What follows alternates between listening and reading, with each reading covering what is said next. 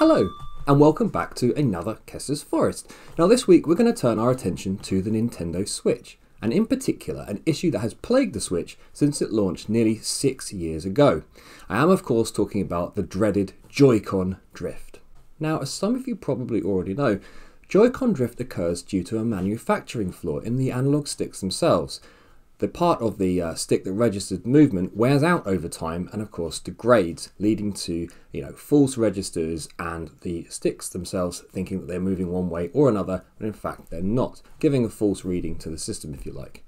Now these types of sticks actually occur in the PlayStation 5 and the Xbox as well, but it really does seem to be most prevalent in the Nintendo, I think probably due to the size of the sticks and the fact that those parts are so much smaller, they probably fall apart a lot easier. Now I've tried to fix mine because I've been a victim myself several times using all of the tried and tested methods you find on the internet. I've cleaned them with alcohol, I've even inserted bits of paper in there. I even sent mine back to Nintendo themselves for repair. But all of these things really are just sticking plasters. Nothing has ever actually managed to permanently fix the issue, and this is really down to that manufacturing design flaw itself. So what can be done about this? Well, it does appear that help is finally on the horizon in the form of some Hall effect sticks that fit inside the Joy-Cons from a company called Gulikit. Now I managed to pick up a pair of these and I'm going to try and install them on my son's Joy-Cons, which do seem to be suffering from Joy-Con drift again, and see if this finally does put it to rest once and for all.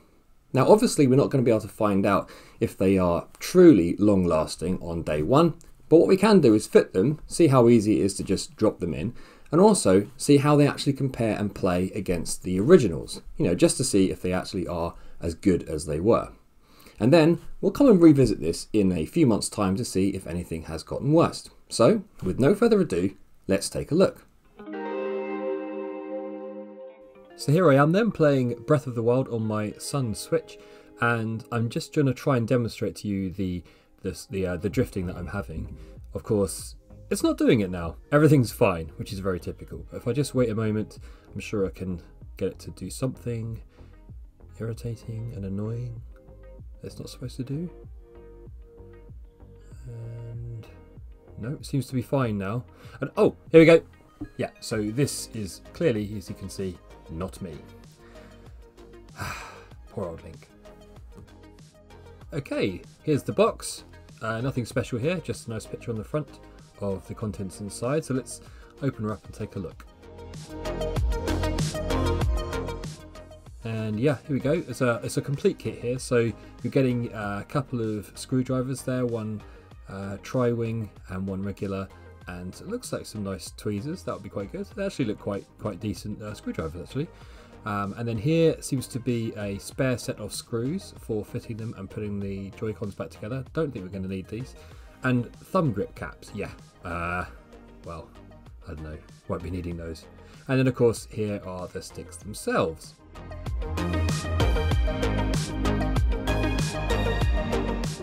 Right, so I think we'll start with the right Joy-Con here. This isn't the one that's got the most issues, but I'm going to replace them both and I'll just start with this.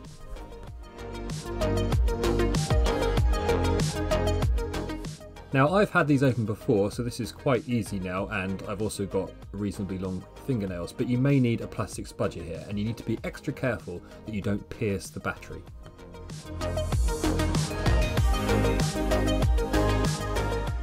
As you're going to see, each Joy-Con is slightly different inside, and for the right stick here, we actually only need to lift this entire unit out, battery and all.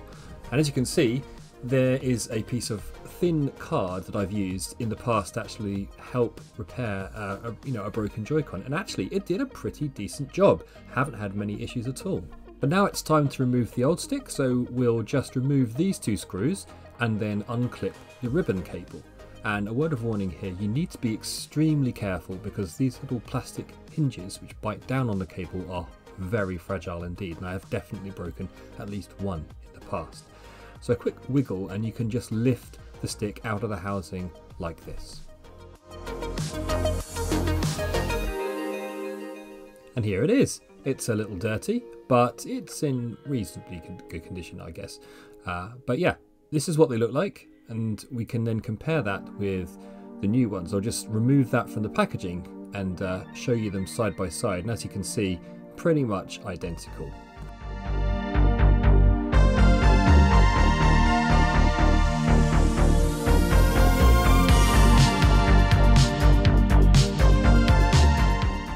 So we'll try them out for look and feel once they're actually installed, but the real difference, of course, is on the inside. So for now, we're just going to reverse the instructions and put this new one into the case and do it back up.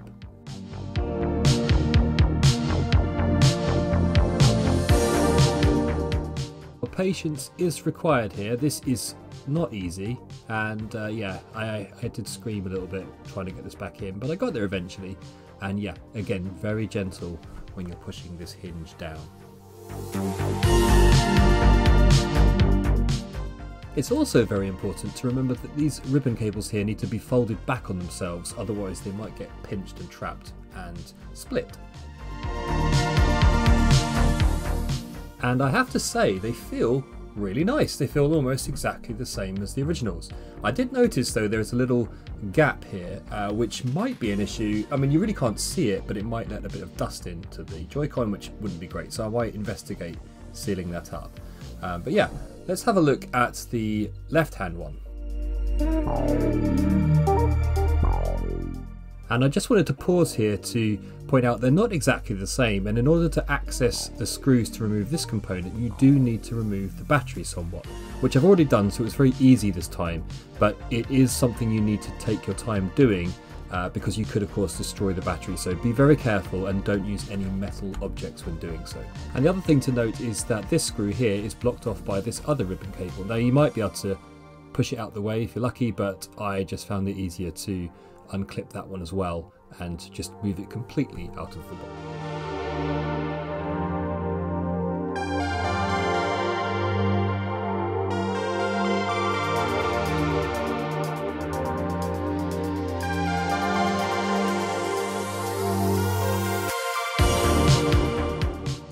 And same as before, there's a small gap on one side which could let in some dust, so just worth noting that. But again, I'm feeling like these are very, very similar, maybe slightly stiffer because they're brand new, but very similar to the others. Now, the next step before you can get going is to actually calibrate these. You need to calibrate them, otherwise they won't work. So yeah, you just go into settings as shown, and then one at a time push the stick you want to calibrate, and it will let you do so. And as you can see here, it wasn't completely centered when I started, so I just followed the instructions, and once I'd been through all of the instructions, it was basically fine.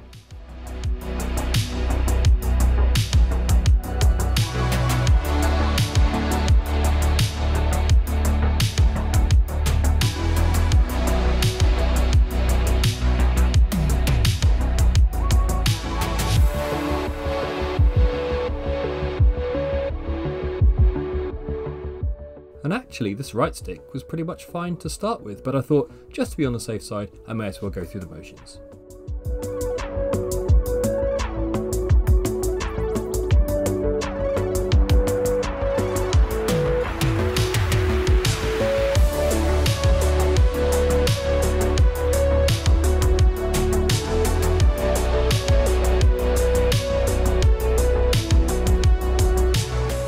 Right then, let's have a go at Breath of the Wild to see how they feel. And yeah, as I kind of suspected from what I'd already tried out, they feel exactly like the originals, although of course these are brand new, so they are a little bit stiffer. They probably just need a bit of wearing in, but in terms of the grip and the texture and everything else, they're a perfect match. I really can't see anyone really actually noticing the difference in terms of gameplay. Really, the only thing about these that's going to be any different is, of course, A, the price, and B, the fact that they shouldn't now wear out. So I guess we're going to have to wait and see if that turns out to be the case.